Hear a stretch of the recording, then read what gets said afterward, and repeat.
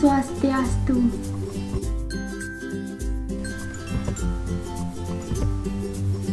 Perkenalkan, nama saya Nima Dewinda Lestari dengan NIM 2011031250 dari kelas 1E.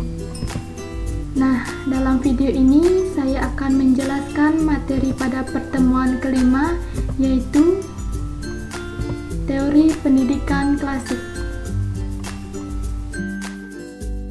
Nah, sebelum mengenal lebih jauh mengenai teori pendidikan klasik, tentunya kita harus tahu apa itu teori pendidikan klasik. Nah, teori pendidikan klasik berlandaskan pada filsafat klasik yang memandang bahwa pendidikan berfungsi sebagai upaya memelihara, mengawetkan, dan meneruskan warisan budaya. Teori pendidikan ini lebih menekankan peranan isi pendidikan daripada prosesnya. Adapun teori-teori yang terdapat dalam pendidikan yaitu yang pertama, aliran empirisme. Yang kedua, aliran nativisme. Yang ketiga, aliran naturalisme. Dan yang keempat, aliran konvergensi. Nah, yang pertama saya akan membahas aliran empirisme. Aliran empirisme bertolak dari Latin tradition yang mementingkan stimulasi eksternal dalam perkembangan manusia dan menyatakan bahwa perkembangan anak tergantung kepada lingkungan, sedangkan pembawaan tidak dipentingkan. Tokoh perintis pandangan ini adalah seorang filsuf Inggris bernama John Locke pada tahun 1704 sampai dengan 1932 yang mengembangkan teori tabula rasa, yakni anak lahir kedua bagaikan kertas putih yang bersih. Aliran empirisme dipandang berat sebelah, sebab hanya mementingkan peranan pengalaman yang diperoleh dari lingkungan, sedangkan kemampuan dasar yang dibawa anak sejak lahir dianggap tidak menentukan.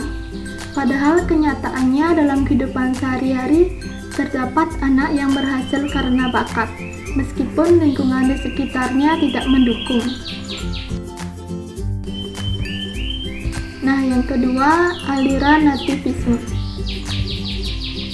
Aliran nativisme bertolak dari Leibnizian tradition yang menekankan kemampuan dalam diri anak, sehingga faktor lingkungan, termasuk faktor pendidikan, kurang berpengaruh terhadap perkembangan anak. Hasil perkembangan tersebut ditentukan oleh pembawaan yang sudah diperoleh sejak lahir. Hasil perkembangan ditentukan oleh pembawaan sejak lahir dan genetik dari kedua orang tua. Seorang filsuf Jerman, Schopenhauer, pada tahun 1788 sampai dengan 1860 berpendapat bahwa bayi itu lahir sudah lengkap dengan pembawaan baik ataupun buruk. Berdasarkan pandangan ini, maka keberhasilan pendidikan ditentukan oleh anak itu sendiri. Perkembangan individu ditentukan oleh faktor bawaan sejak lahir. Faktor lingkungan kurang berpengaruh terhadap pendidikan dan perkembangan anak. Oleh karena itu, hasil pendidikan ditentukan oleh bakat yang dibawa sejak lahir.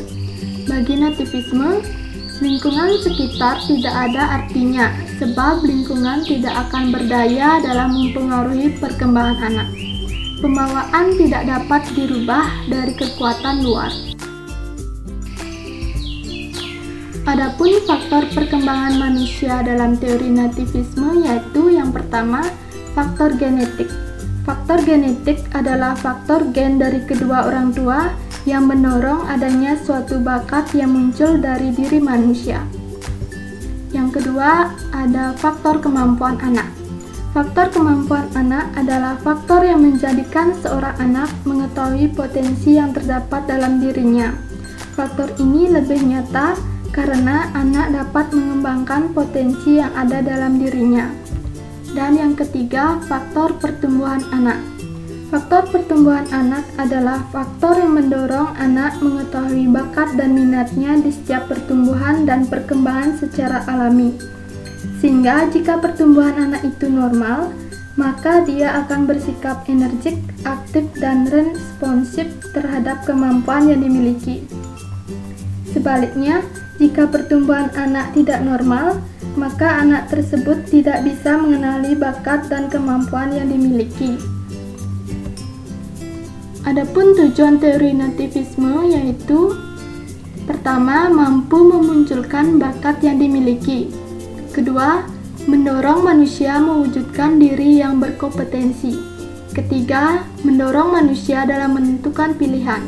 Keempat, mendorong manusia untuk mengembangkan potensi dari dalam diri seseorang.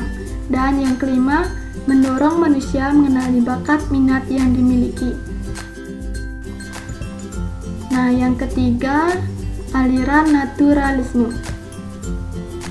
Pandangan ini ada persamaannya dengan nativisme. Aliran naturalisme dipelopori oleh filsuf Prancis yaitu J.J.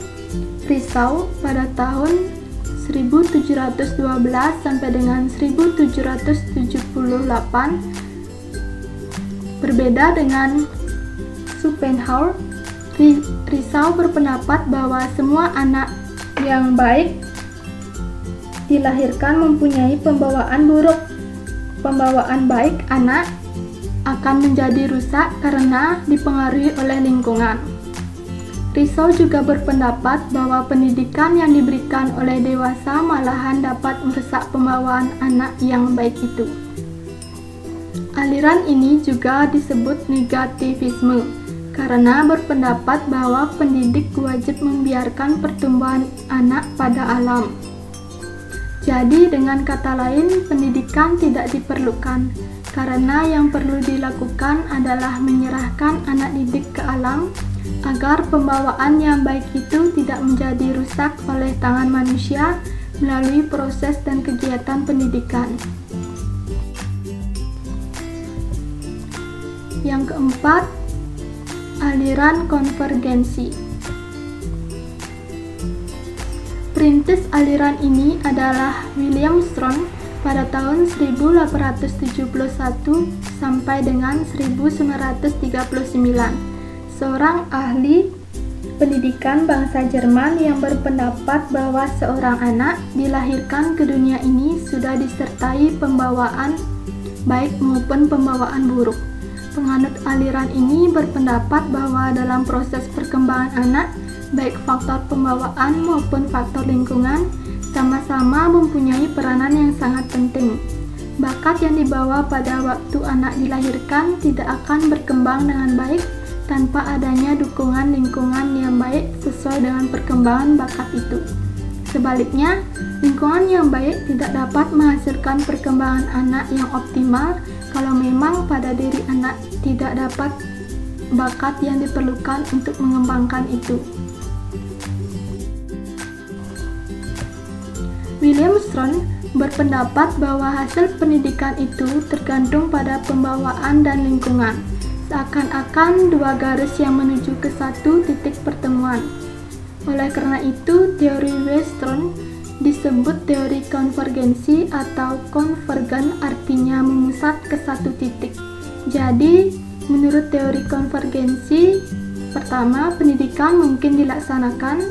Kedua, pendidikan diartikan sebagai pertolongan yang diberikan lingkungan kepada anak didik untuk mengembangkan potensi yang baik dan mencegah berkembangnya potensi yang kurang baik. Dan yang ketiga, yang membatasi hasil pendidikan adalah pembawaan dan lingkungan. Jadi, aliran konvergen pada umumnya diterima secara luas sebagai pandangan yang tepat dalam memahami tumbuh kembang manusia. Meskipun demikian, terdapat variasi mengenai faktor-faktor mana yang paling penting dalam menentukan tumbuh kembang itu.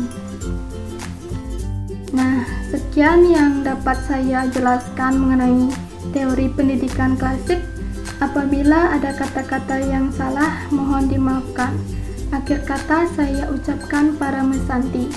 Om Santi Santi Santi Om.